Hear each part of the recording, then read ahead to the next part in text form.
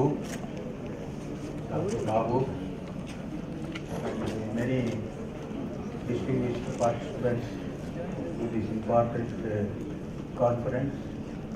I am told that the participation is from as many as 15 countries. I hope it is so.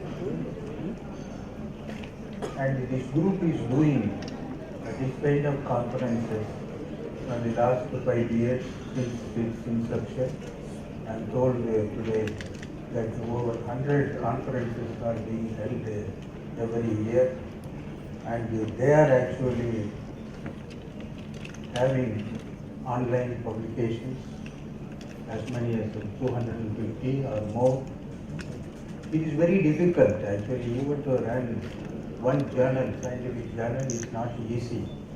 And very difficult for scientific community to publish their research findings in reputed journals. The online publication does one good thing, that it is able to satisfy many of the young scientists to publish their papers in time, and they need not actually wait to actually get it published even a paper for a year or more in reputed journals. So you are doing really, the omics group is doing actually wonderful job and take the knowledge to,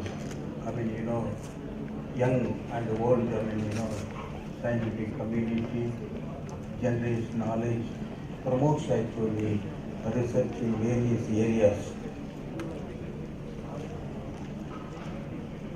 And I am very happy that this is the second conference on agriculture that is being held in India, that Hyderabad. I think some of you from outside, you know, Hyderabad is science city of this country, and if you have time, you should visit some of the, very advanced laboratories you have, not only on, conventional technology, agriculture technologies, but also the advanced, what you call the biotechnology and other things. And there are very reputed institutions in this, city. Now today I wanted to speak on a very important topic, food nutrition security, how this can be achieved through advances in research. Food security has become actually a global problem for many reasons. It may be for want of producing enough grains and distributing to the people who cannot afford to buy. It is largely centering food. You have world over unrest.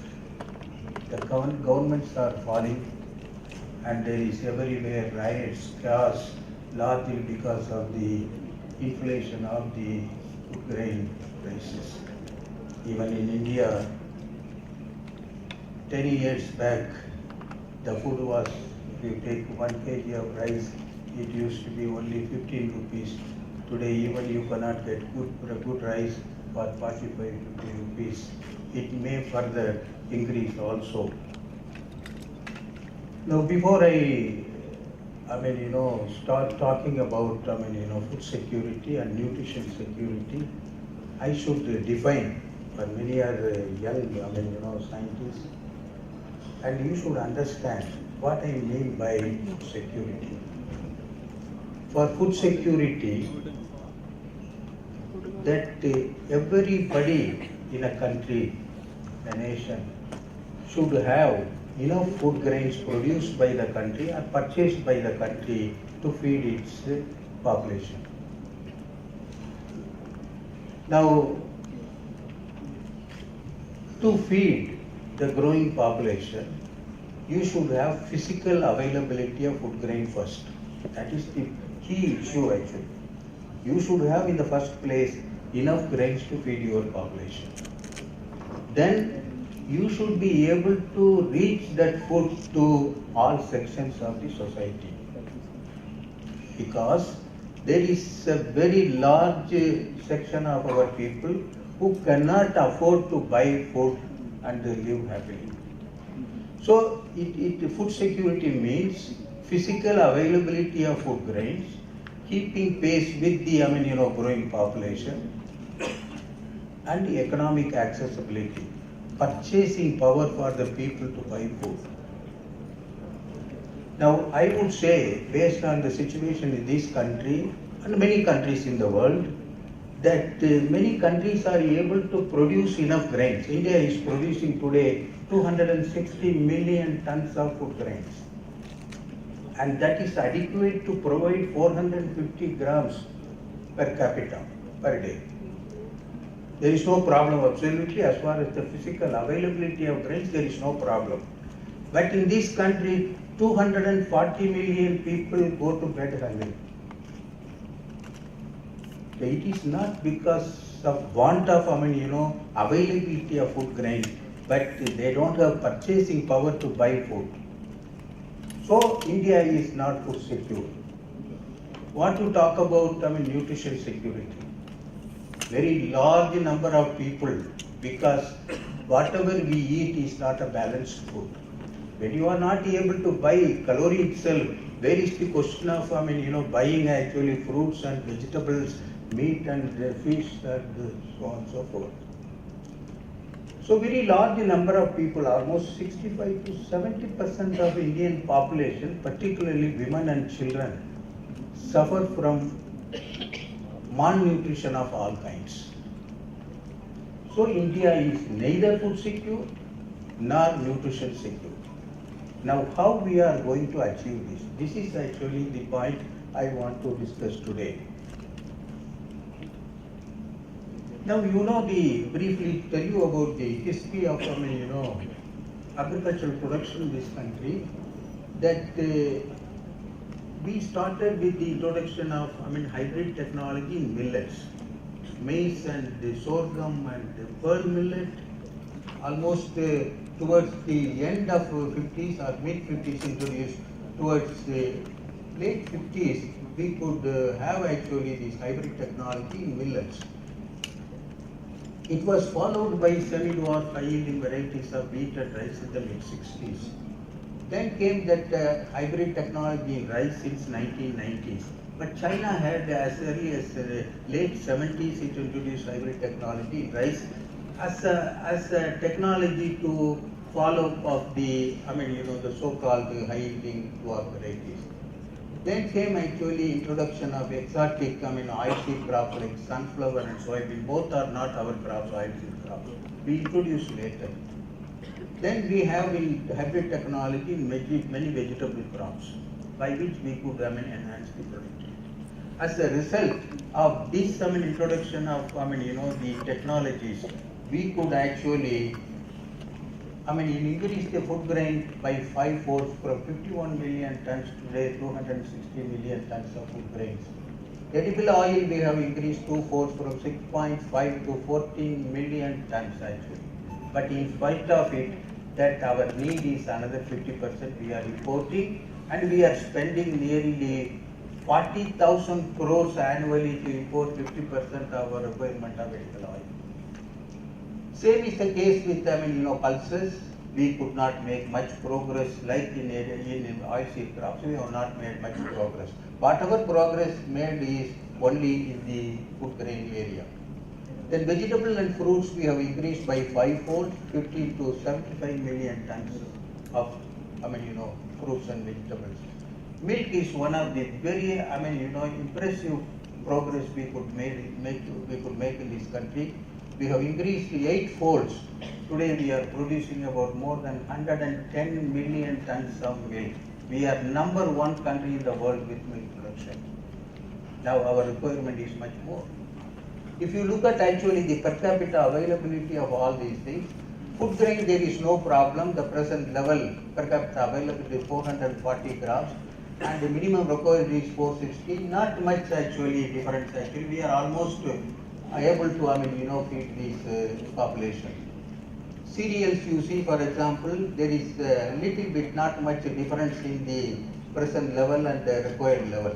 But the pulses and the edible oil, there is a big gap as I told you. Vegetable and fruits, 140 million tons, 140 grams per day we are able to provide today. Our requirement is 400 grams or so. Milk is 230, in spite of number one in the world. Actually, still our present per capita availability of milk is 230 grams, and we have to increase to 300 grams. So we are having shortage in some of the very important food items. I think you can recognize this man. This is the first and only agricultural scientist who got Nobel Prize, Norman Borlaug. And he is the man who revolutionized wheat production through so-called high-yielding dwarf varieties of wheat. He observed, when he got this Nobel Prize, he observed that the Green Revolution had won a temporary success in man's war against hunger. If it is fully implemented, could provide sufficient food for humankind through the end of the 20th century. Yes, it provided food by the end of the 20th century. But what is the balance sheet? Balance sheet is very much discouraging. Now over 240 million tons, earlier it was only 200 million tons of 1 billion plus global population remaining undernourished. We only constitute 1/5 of the population without enough food. No?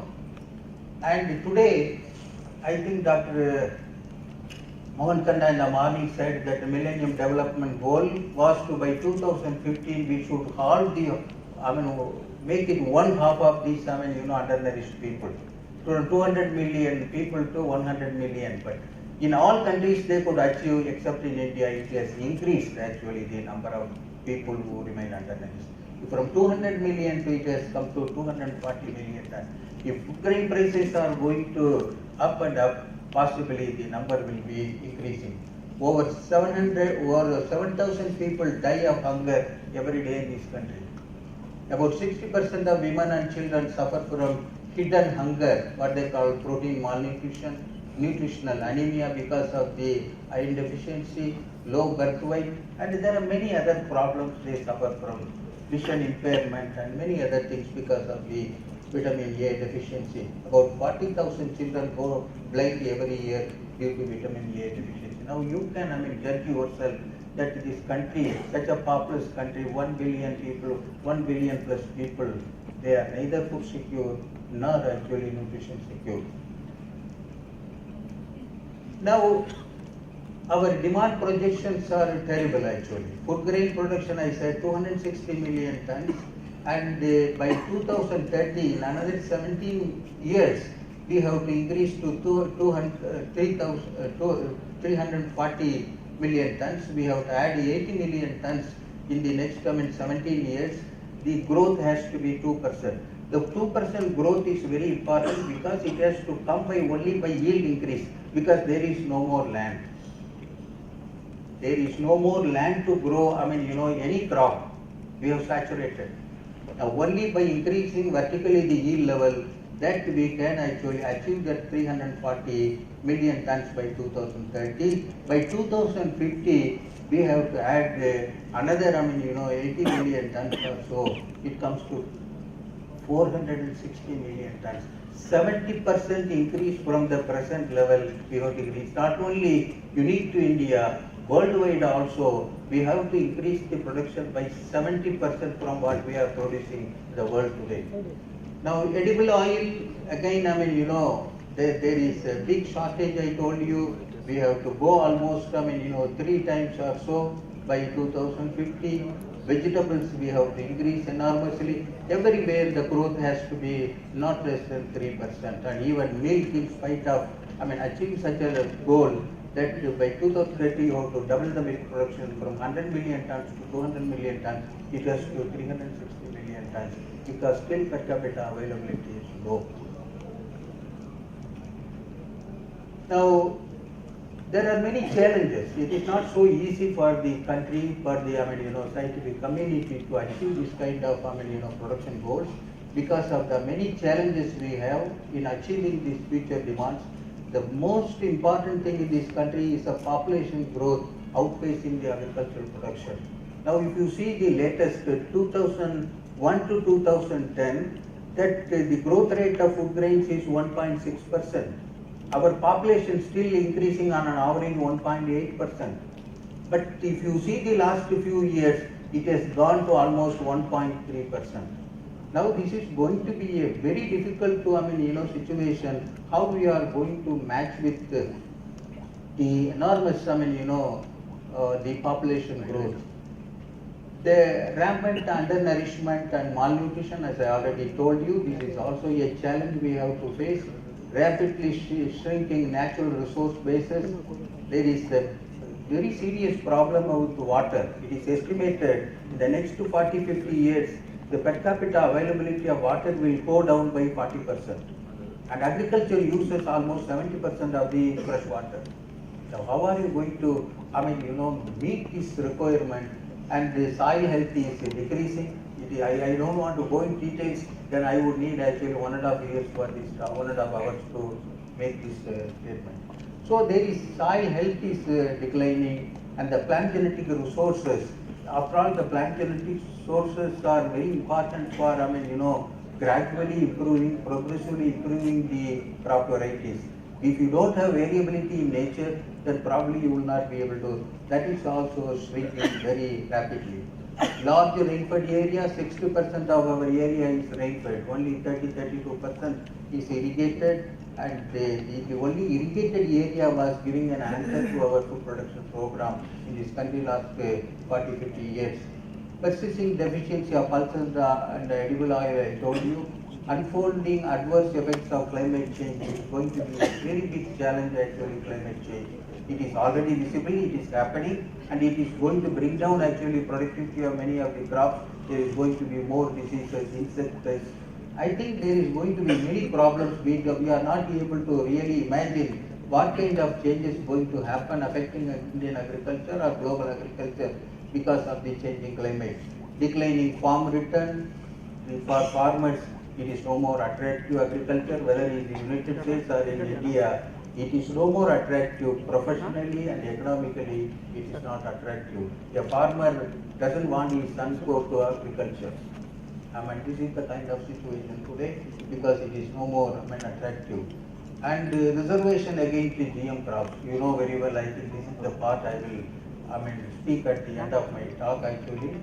This is again actually genetically modified crops can solve some of the problems, but there is a serious reservation on health grounds and other risks associated with the GM crops.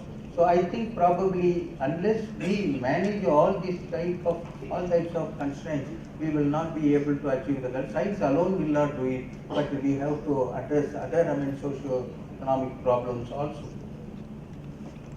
Now it is not that I told you that we have to add, about 60-70 million tons of food grains by 2013, another 17 years. But this can be achieved. I will say that it is not possible. It is possible. There is a lot of underexploited potential of the already available technologies. We have not exploited fully the kind of technologies we have already. There is a wide gap between achievable and farmer achieved yields. You take your own high yielding varieties, and there is a big gap actually between what is achievable, the potential, and what is being by an average farmer. There is a very big gap. If we can find out the reason for this gap, and if we can fill even 30-40%, I think we will be able to add 30 million tons or so. Then scope for crop intensification. This country, in spite of so much irrigation, everything, even in irrigated areas, the intensification of cropping is 130 to 140%. Even in a country like Bangladesh, it is more than 170%.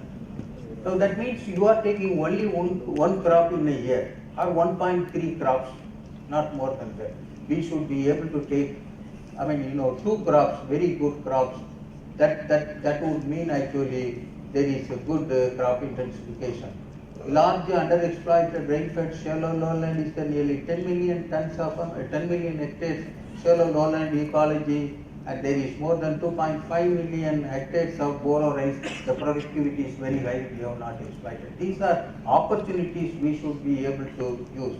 Underexploited hybrid technology in rice, mustard, and PGFP. We have come out with hybrid technology in a crop which was never thought we will be able to come out with the hybrid technology in a self-honored crop like rice. But today we have hybrid technology, but we have not exploited fully. We have hybrid technology in pulses, particularly TNT. We have hybrid technology today in mustard. I think probably if we exploit fully, we will be able to solve not only food grain need, but also rice, the edible oil need and also pulses need.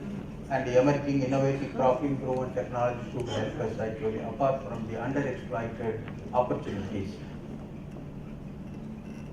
I do not want to go into the details of all these things because I told you there is a wide yield gap between achievable and achieved yield, and it is almost in rice it is 25 to 50% yield gap is there in different states. If you take a state like Orissa, 50% of the potential only is exploited. So only Punjab, Haryana, possibly Tamil Nadu and Andhra Pradesh, they have actually 70% of the potential they are exploiting. If you can have 100%, if you are only harvesting, 70%, even in high productivity states. So this yield gap, we have to find out why it is. The reason is, it is that the partial complaints of the recommended package. When we actually scientific community gives, this is the package you have to adopt. If you adopt actually fully, even 80%, 90%, accordingly you will, reduce the gap. But because of many reasons, even farmers don't apply the fertilizer. They don't, control the insects and diseases timely. And there are many other problems because you don't use appropriate seed, appropriate variety for ecology, and as a result you are not able to get the yield you can easily harvest from the technology the scientific community has given. And there are many methods now available. I think integrated crop management is a wonderful one. Actually, this is what they call modified tree cultivation and etc. But possibly if you can motivate the farmers to adopt at least 80% of the recommended package, we will be able to add in the next 10-15 years that 20 to 30% of the area. If we can add 20 to 25 million tons of food grains, we can add. Now, cropping intensity, I already told you, we are nowhere actually compared to Bangladesh. 140% of the, the cropping intensity. That means actually you have 1.4 crops per year, as against 1.75 crops in Bangladesh. And there are many areas in why we are not able to, particularly the rainfed eastern India, there is actually rice fallow is very large. In the country, we have more than 12 million hectares remain rice fallow. It is largely because of the rice fallow, our cropping intensity is low, and Madhya Pradesh itself accounts for 76% of the fallow lands, comes next to West Bengal and Bihar, Jharkhand and others. So it is largely because of lack of adequate moisture we are not able to second crop. Life-saving irrigation sources, if we can provide, I think lot of groundwater is available. State to state, not even actually 50% of the groundwater available are not being used. In certain states, we extensively use, we mine the groundwater. As a result, we invite the problems like salinity, we invite the problems like iron toxicity, even other, problems we invite. Now, the another very important area is hybrid technology. Hybrid technology, I told you, it is very difficult to imagine in a self-pollinated crop like rice. And here is the man who is known as the father of hybrid rice, Yuan Longping. And he is the man who made actually what was thought to be impossible as possible. And he developed the hybrid technology in rice by late 70s. And it gives 1 ton more per hectare than the best varieties, and today almost 65% of the area in China, the rice area is planted to hybrid rice. The development of this, the extensive adoption of hybrid technology in China has increased actually 25 to 30 million tons annually, and China was also suffering once upon a time because of the food shortage, and because of the introduction of the hybrid technology which added 25 million tons additionally per year, they could overcome this problem of food deficiency, But also they converted today 2 million hectares actually under, very good, non-grain crops, non-rice crops, commercial crops. So that means by introducing this technology, they are able to meet their food grain requirement, particularly rice. But we now they have actually succeeded in developing super hybrids, which will give 15 tons per hectare. They demonstrated in China today. Now I will tell you a little more.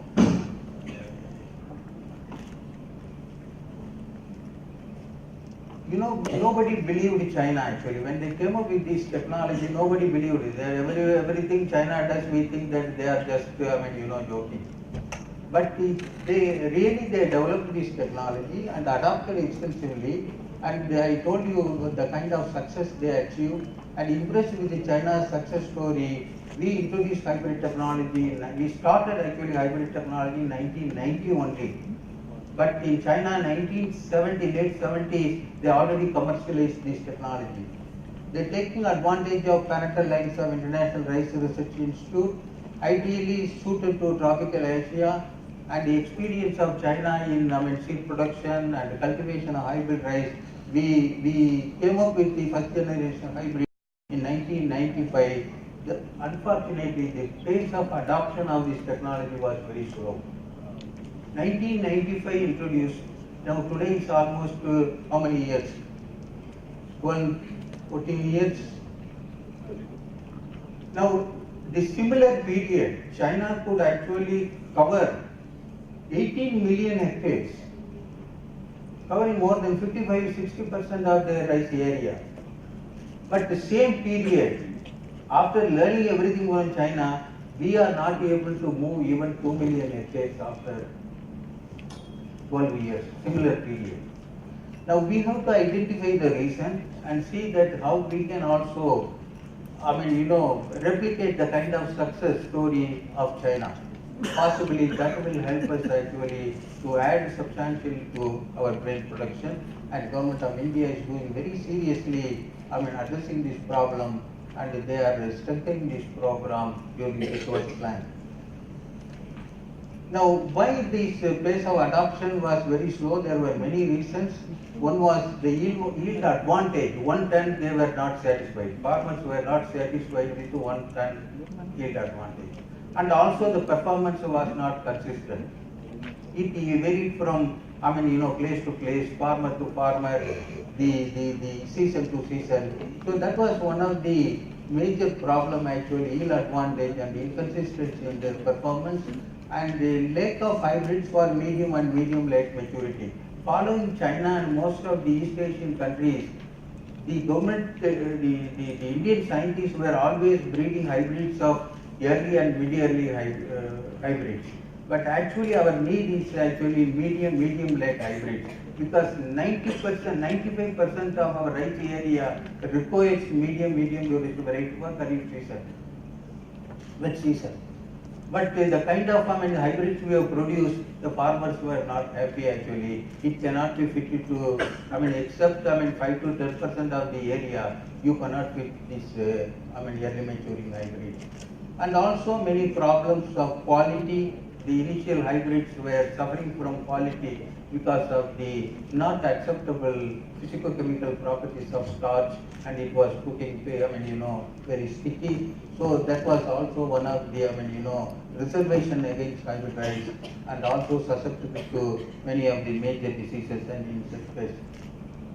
Now today we have, come out with, better parental lines. We have come out with wonderful hybrids today, and it will meet actually the kind of maturity we need, kind of cooking quality the consumers need, and also to a great extent many of the hybrids today are pest and disease resistant.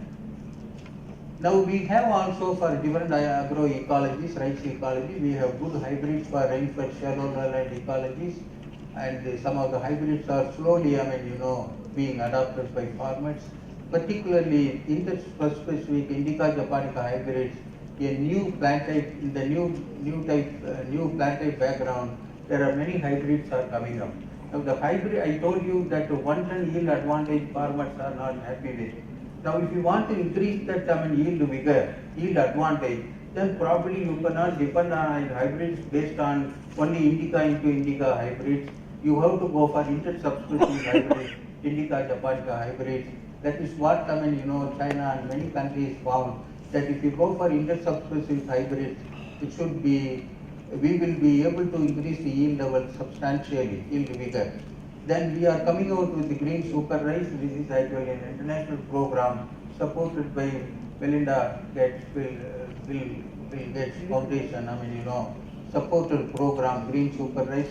They are developing actually varieties and hybrids at the International Rice Institute and also in China. Now we are also following this in India, that we want to develop our future varieties and hybrids which are actually suitable, easily adaptable by small farmers, marginal farmers, which constitute nearly 70% of our farm.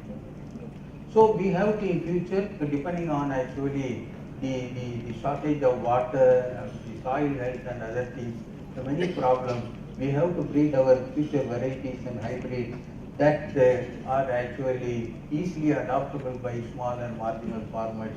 That is what is called green super rice, supported by Melinda Gates Foundation. Now this is the kind of hybrids today we have actually. Now I think probably if we can convince the farmer, if the farmers are convinced, possibly the adoption rate will go very high. We expect in another 4-5 years, we wish that we cover nearly about 5 to 6 million hectares under hybrid rice. Now the wheat, actually wheat is another very important crop in India. Rice and wheat constitute nearly 75% of our food grain, and though actually the hybrid technology was tried in wheat in the mid-1940s, but we could not actually come out with a good hybrid with additional yield advantage.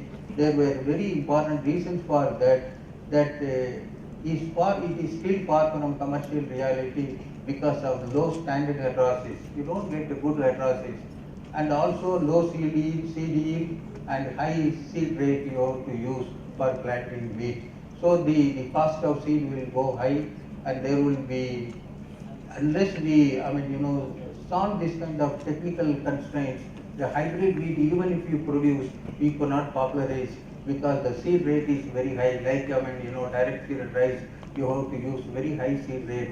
Seed cost is very high, and also seed yield when you produce hybrid seed is very difficult and very low. Now we have actually better, the Madras lines, and the standard heterosis can be increased actually using synthetic wheat lines. Synthetic wheat lines means they have developed in CIMIC that using the original parental lines, what they call ABD genomes, they have synthesized hexaploid bread wheat, and probably if you cross those synthetic varieties, possibly the hybrid vigor increases. That is what CIMIC has come up with. I think probably in the next few years we will be able to with commercializable hybrid wheat also. Now maize, of course, it is not actually a major contributor to food grain production in this country, but of late actually it has got a big market, actually export market. People are going for as a poultry feed and also industrial use. I think now maize is gaining actually a lot of importance, and particularly we can go for single cross hybrids rather than two-way cross and all those things. I think probably single cross hybrids today in many of the countries, US and China and others, almost 100% of the maize hybrids are single cross hybrids, which gives very high yield. But we are still moving actually. Only 20% of our hybrids in maize is only hybrids or single cross hybrids. So we can actually, if we can improve the productivity of for rain-fed areas, particularly that constitute nearly 40% of the maize area, we don't have appropriate hybrids. There is a lot of research going on to identify very productive short duration hybrids for 40% of the maize area. Now another very important, development was actually in oilseed crops. Particularly, we are not able to. India's major oilseed crops groundnut, and we are not able to make much progress in groundnut. So far, in spite of ICAR and many other international issues, we are not able to increase the productivity of groundnut is a major oilseed crop. Now another major oilseed crop in India is mustard. We call it called Indian mustard, Brassica gentiana, and many people tried actually to develop hybrids in this one, but they could not succeed. But it is a success in the case of Brassica napus actually, the European ones actually, Canada and other places.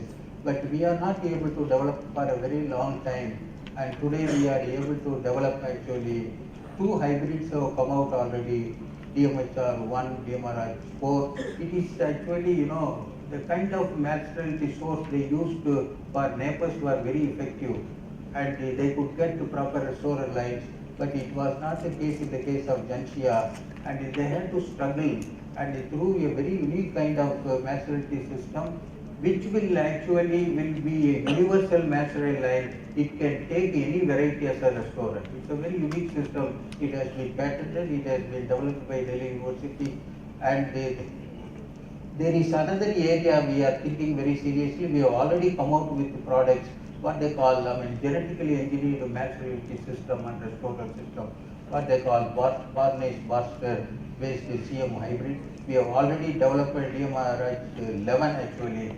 This hybrid is giving much higher yield than DMRH1, DMRH4.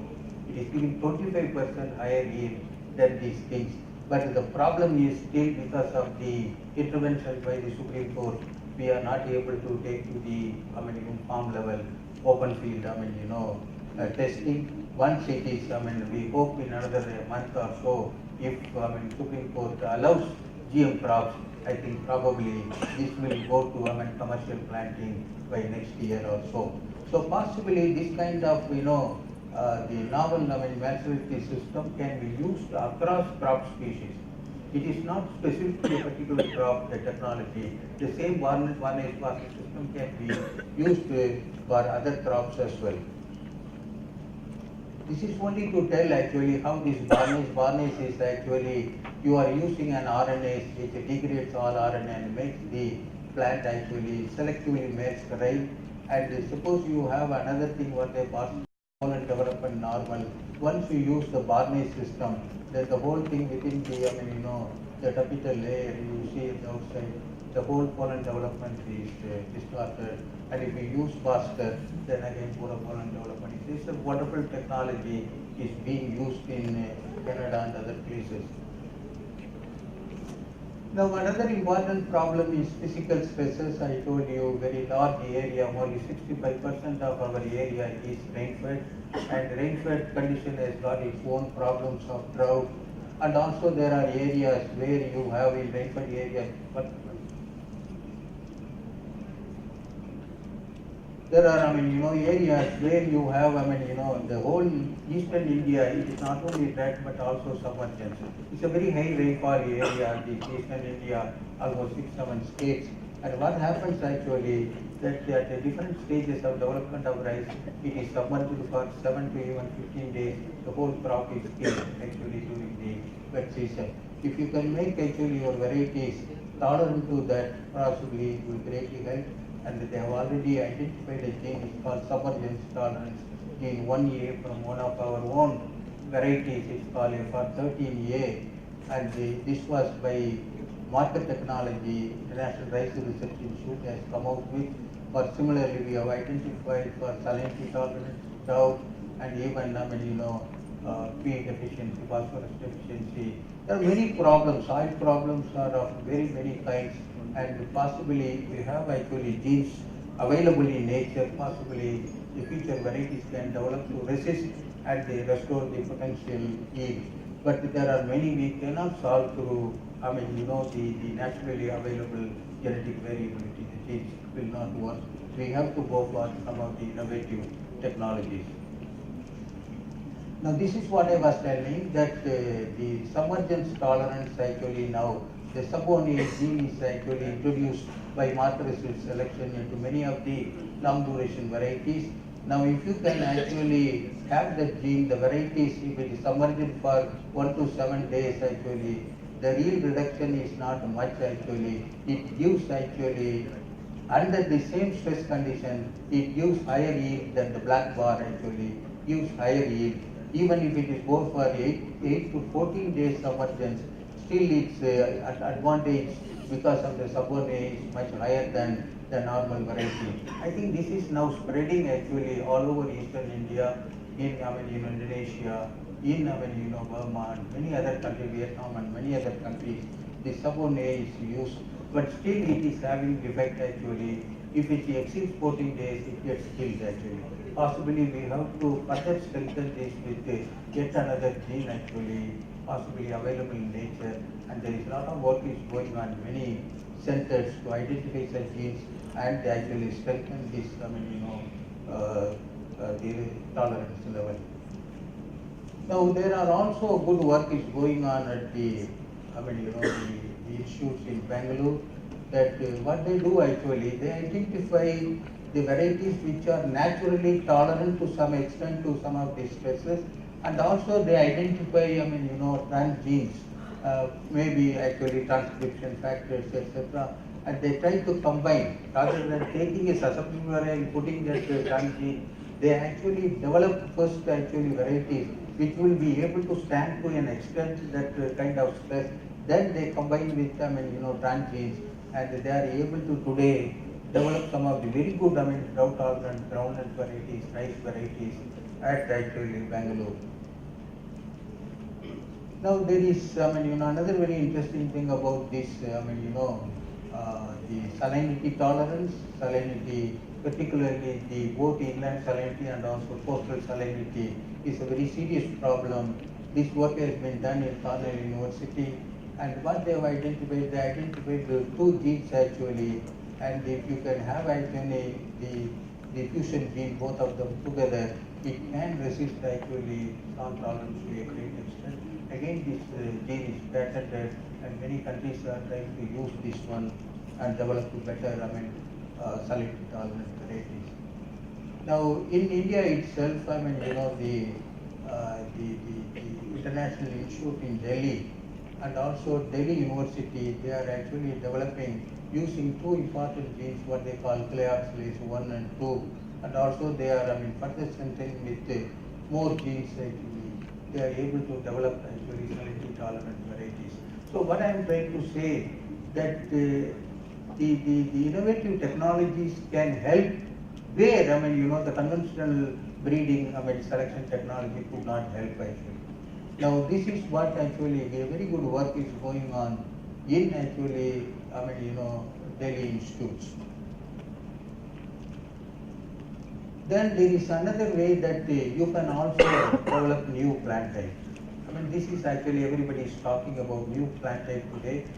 The physiologists say that simulation modeling predicts actually that you can increase the yield by 25% over actually what we have in the high yielding varieties. By simulation modeling, you can change the plant frame morphophysiologically, and you can increase the yield level by 25%. And this is actually now catching up with many scientists, both physiologists and breeders. They are coming out with wonderful, new plant type varieties with higher potential. Now the so-called high yielding varieties of wheat and rice is 110 potential yield. But by this new plant type, you can increase by 12.5%, 25% yield can be increased. But by further actually strengthening, you can go up to, as Chinese are demonstrating, 15 tons potential yield can be increased. Now the plant type model is very simple. I don't want to make it very complicated. That if you see that old our sorghum and pearl millet varieties, they used to have multi-tillers. Even in maize, used to have more tillers, and they used to have actually more crops. Now today's actually the hybrid technology in sorghum, in maize, in pearl millet hybrid crops, the genotype they have made it as a unicolor, single color, but they have increased the the top size or the earhead size. As a result, by developing a genotype in such a way that you can pack, you can do very high density planting. For example, in maize, they used to plant 35,000 plants per hectare earlier. Today they are going up to 50,000 plants per hectare, but the genotype has been changed, it is not multitiller. Now this way you will be able to increase the biomass. Keeping actually harvest index actually 0.5 or something like that, you will be able to increase the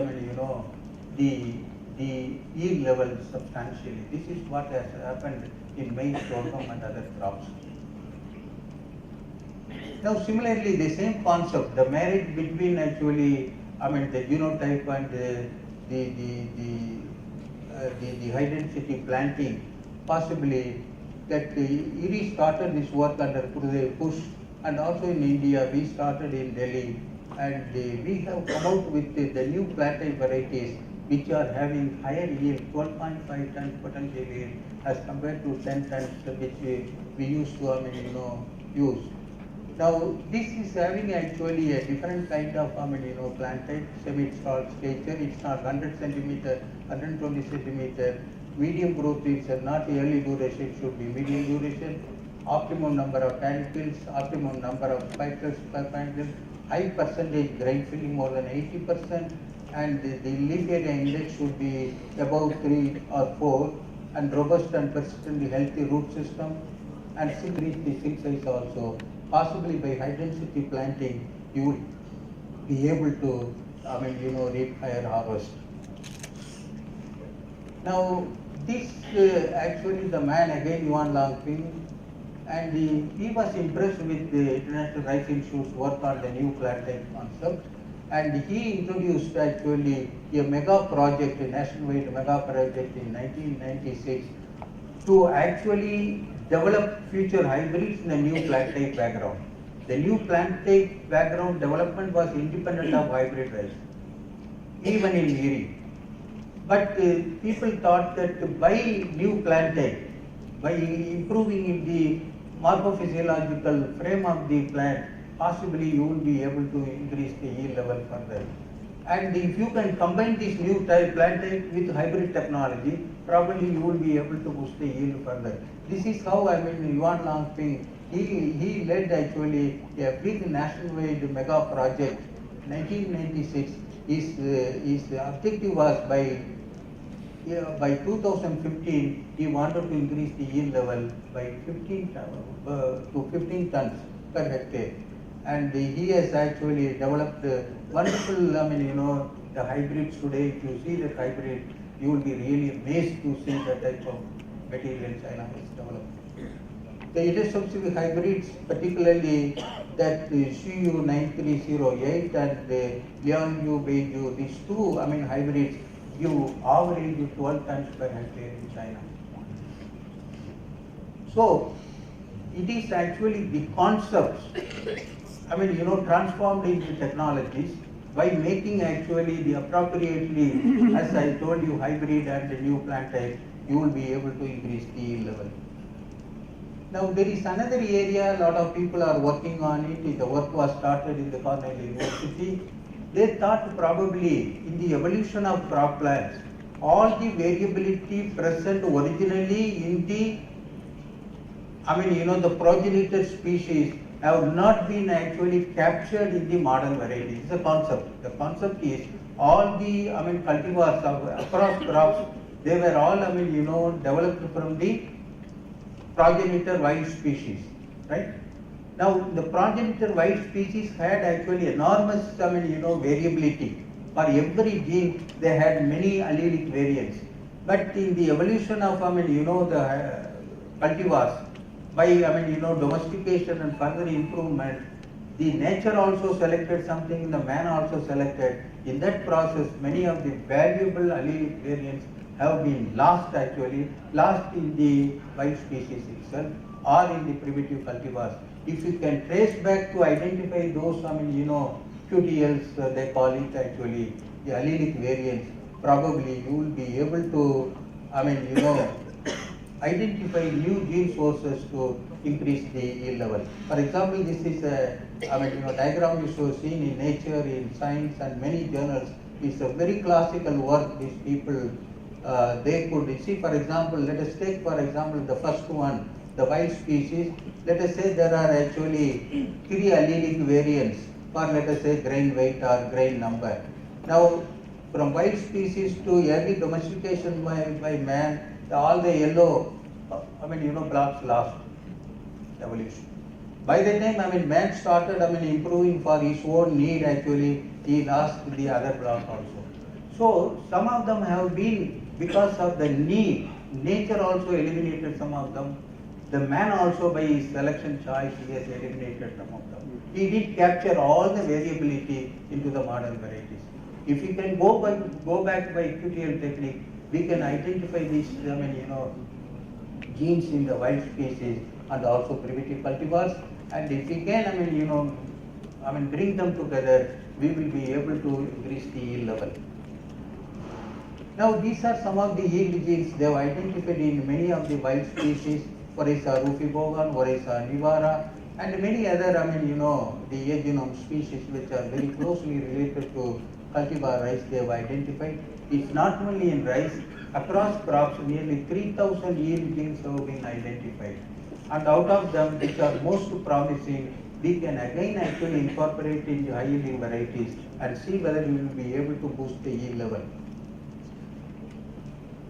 Now, this is how actually once you identify the sources, you will be able to pull all these very important yield component genes and we will be able to increase the yield level.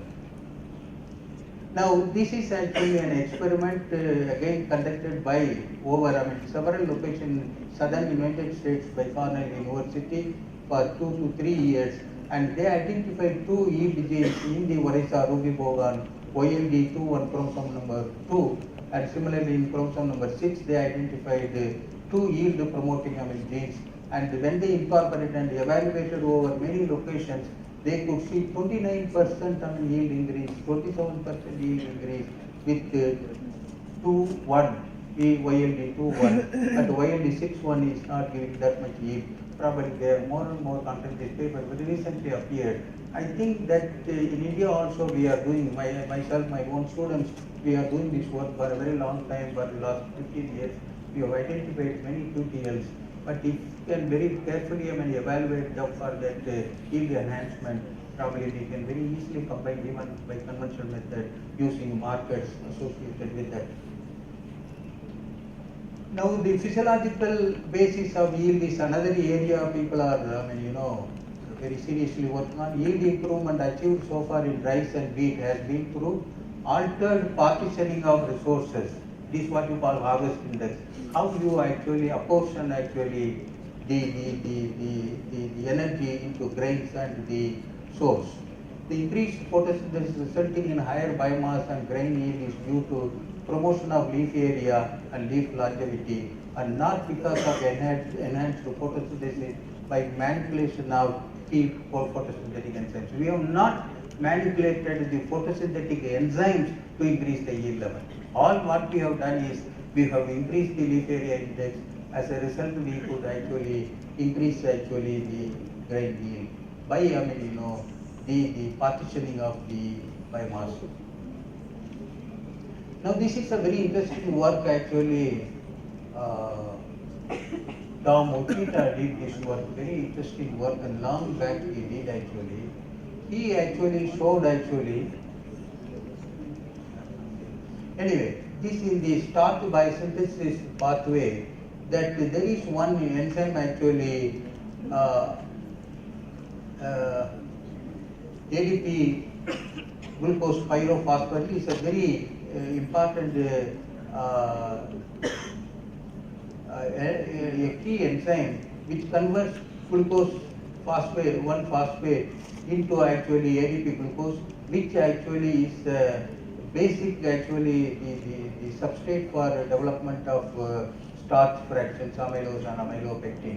Now, what happens is this enzyme is a very rate limiting enzyme, and this enzyme can act in 2 ways. that it can convert actually glucose, phosphate into ADP glucose as long as it is not intervened. But what happens, it itself develops a sort of feedback inhibition that the PA actually once reaches a level, possibly it will not act, its activity will be curtailed, and as a result there will be no continuous starch synthesis.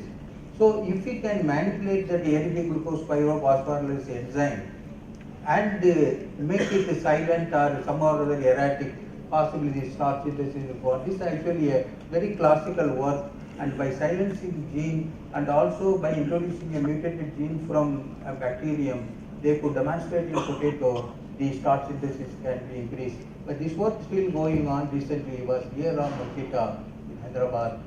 We had a lot of discussion with him. I think he is coming out with still better technologies. Let us hope actually that whether we can manipulate the starch biosynthetic pathway and see that we will be able to increase the level.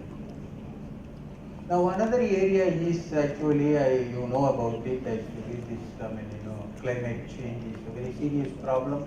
It is happening, and its effect will be increased temperature, increased carbon dioxide level. It is going to create a problem. Now if you can make actually crops like rice and wheat major food grain crops, and unlike maize, if you can make this C3 rice, the carbon pathway, assimilation pathway rice, you can make it to C4, probably you can increase the yield level 50%, and the water use efficiency can be increased almost 2 times, and you can nitrogen use efficiency also has been increased. But there is a big international program, again supported by Bill Gates Foundation, that a very huge program is going on. Several institutions all over the world, they are working on it. It is not going to be so easy to make a C3 crop into a C4 crop, but if you can understand the biochemistry, physiology of things, and also anatomy of it, possibly you will be able to convert actually C3 rice, because when the temperature increases to climate change, the future varieties has to adapt to actually high temperature, the carbon dioxide level will be higher, and there will be many problems. If you can manage that the increased carbon dioxide in a utilizable way, then possibly you will be able to convert into in all actually the adverse effects into advantages. Now this work is going on, and they are trying to, they have actually used that enzymes which are available in the C4 plant like maize, when they introduce like Pepsi, etc., that it acts actually, but it doesn't convert into starch. Now that means it needs actually a very specific environment, what they call anatomically, what they call Kranz anatomy, that it should have bundle shape and also mesophil tissue in such a way, then only it will be able to. In C3 you can see actually a very large mesophil area, very small bundle shape along the veins actually, but in C4 maize it is like this. But it is not so easy to change the anatomy of a plant. In spite of any amount of work, you do manipulate it, you will not be able to make it C3 into C4. But I think there are, indications. There are certain, even in rice itself, they believe that sometimes mesophil tissue itself can act, some of them, which are close to the veins, they will be able to act as bundle shape. But we do not know actually, we have to understand more how best we can actually make use of this variability available in nature. A lot of work is going on to change the anatomy and biochemical changes and fine-tuning from C3 to C4. This work is led by Dr. Quick in International Institute in the Philippines. Now I am coming to the last part of it, that the nutritional deficiency. India, not only India, many of the developing countries, they are suffering from protein energy malnutrition. Almost 60-70% of the area people in developing countries are suffering from protein energy malnutrition, and the vitamin A deficiency, nutritional anemia, iodine deficiency, and also due to dietary deficiency and many of the vitamins and also minerals, zinc and calcium, etc. Now, you cannot make actually rice to produce actually, rice is a very important crop. The major emphasis all over the world is on rice and wheat and to great extent on maize also. Now, whether we will be able to increase the protein content. Protein malnutrition is very serious. The major drawback nutritionally in rice is only low protein content. Though biologically rich protein rice has, its major limitations are very low content, 8%. Of 8% in our cooking process, we lose everything. In the milling process, we lose everything. Finally, we eat the starch only. There is no protein. Now, if you can make actually, rice with, retaining that kind of, protein or enhance the protein level from 8 to 10 or 12% like wheat, possibly we will be able to solve this problem. They started with, they identified that again actually, Dr. Siddiq group in Delhi, in Jawaharlal Nehru University, they identified this gene from amaranthus seed, actually a protein they call AMA1A. And this gene, if you can, splice into potato, first they found that increase actually the quality of the protein in potato. Potato is actually having hardly less than 2% protein. It cannot be a protein crop. It is a vegetable in this country. Unlike in the Western world, it is the the carbohydrate. Now, what we thought, rather than actually working on potato, we thought the same gene can be used can be used in rice, and the protein level and protein quality can be increased. And very interestingly, its protein quality of this gene is so enormous, several times it increases some of the essential amino acids. Now you will be knowing this man everywhere actually, Botricus, and I call him gold man who developed golden rice. How can you make actually the white rice into yellow rice? The yellow rice is nothing but beta carotene rice. Beta carotene is very important, and unless you consume that, it cannot be converted into protein. Vitamin A. Vitamin E is very vital for actually, vision. Proper vision. The vision impairment will happen largely because of the deficiency of vitamin A. Now, what he did actually, except in maize, maize is the only crop where you have the beta carotene. Now, in all other crops, rice, wheat, etc., it reaches to a level afterwards that pathway is completely blocked. It will not go to the level of producing beta carotene. Now, if you can identify why it has been blocked and what other genes are not working, and if you can actually introduce those genes, 2-3 genes, possibly you can make rice also to produce beta carotene. And this is a very, very interesting work. I think he deserves actually a Nobel Prize actually. If it is going to be a reality tomorrow, it is a reality, but because of reservations, the world is not still, serious about utilizing it. This is how actually Geranium diphosphate is the end actually. Then if you can introduce that phytin synthesis gene from daffodil, now they are trying to use from maize, and also you can use another gene actually from Erwinia bacterium. And if you can put actually 3 genes in the pathway, the geranium diphosphate will not be converted to GA production, etc. It will finally end up with beta protein. And this is a very, very remarkable work, I would say, actually a very classical kind of work.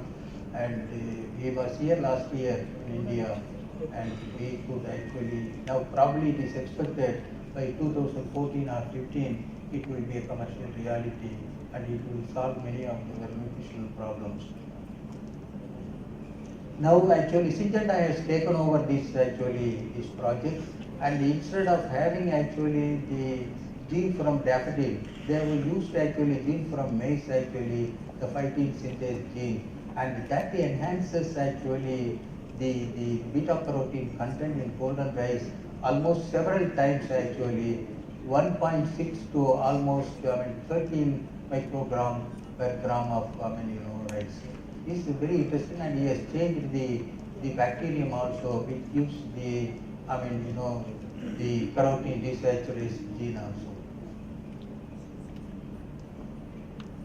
Now, the iron is equally important because of the iron deficiency. Many of the, the women and children, they are suffering from, nutritional anemia, and there are many possibilities to improve the ferritin, the iron content in crops. Actually, this was first started with the rice, using actually some of the variability available in nature, but didn't work.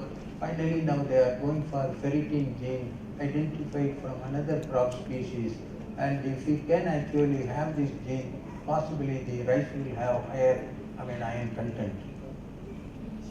Now this has been very well worked out, and they have fed actually some of the, the nuns actually in Philippines, and they found that by eating actually, iron-rich, rice, their, iron content in the blood stream is good actually. They don't suffer from anemia. Now there is another problem, is minimizing the storage losses is also a very serious problem. Nearly 40% of our agricultural produce is wasted because of poor storage. If you see the perishables, particularly the fruits and vegetables, almost 45% of these lost whatever we produce. It is largely because their shelf life is very low. Can we improve the shelf life? They tried actually by natural variability. They could not make it actually in many of the fruit crops. Now they have identified some of the very valuable genes which will actually, make actually the fruit wall very strong. It will not easily, go soft in the ripening process. Probably we will be able to, save very large amount of perishable fruits and vegetables, and will be able to provide to the people. Now, this is not a good photograph. Anyway, it doesn't matter. This the control. Tomato suffers a loss. Its keeping quality goes very bad. This work also done in Honorary University. Now that the National Plant Genome Research Institute, they are continuing with that. They have identified the two important genes. Earlier, the first transgenic was developed in 1966 or 64, flavor saver in the United States. But it did work very well. They withdrawn in 1997. But now they have come out, they have used two different valuable genes. It is actually glycoprotein, glycolization is actually, if you can block it, that actually will make actually fruits, very strong. It will not go very soft. And this has already been introduced to two genes actually.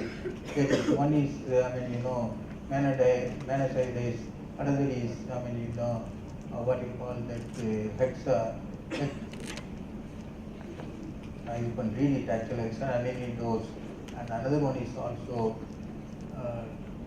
there are three genes actually they are trying to use now. And they have developed already transgenic crops. If everything goes well, the government of India approves this kind of transgenic crops in this country, I think probably we will save not only tomato but also banana, other mango and many other crops, papaya, many other crops can be saved. Now coming to the last slide, actually National Food Security Act 2013 is has come. The government of India has passed food security, by which it wants to actually provide actually heavily subsidized food grains to very large number of people. I told you 240 million people, they remain under the list. Probably by this targeted public distribution system, they are introducing nearly 840 million people can be provided with cheap grains, and that requires 60 million tons more actually food grains to be on the safer side. Enough actually, if there is anything happens because of the calamities, natural calamities, if the food production goes down and the very system that what you call public distribution system itself will suffer.